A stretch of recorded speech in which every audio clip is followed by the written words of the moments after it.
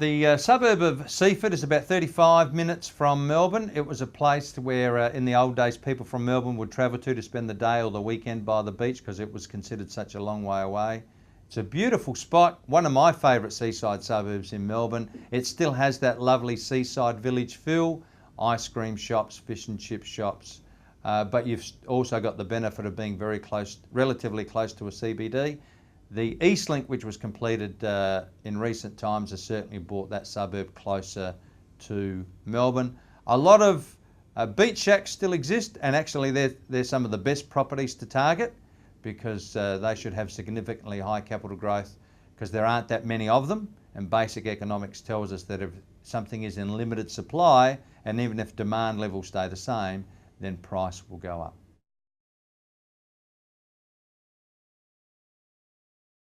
The reasons you should buy in Seaford: firstly, one of the cheapest Melbourne suburbs, and it's on the seaside.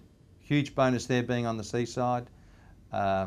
Two very good leading indicators of capital growth is where the government is spending their money and where the private sector is spending their money. Some great evidence of this in Seaford.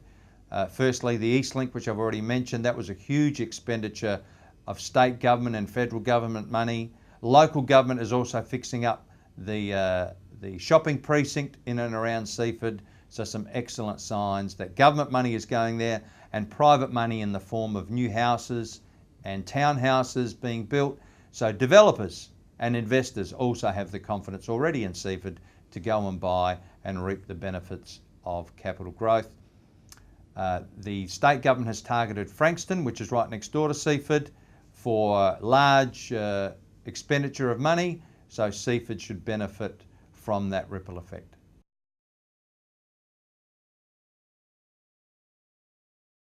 The best part of Seaford is the southern part, that part bounded by the train line and the Nepean Highway.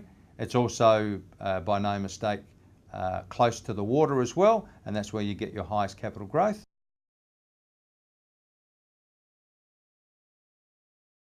There are two industrial precincts in Seaford. So Seaford is a large suburb, so there is really no excuse for buying too close to these industrial areas because you can't bank on the fact that they won't be industrial for a long time. So you best avoid the two industrial areas in Seaford.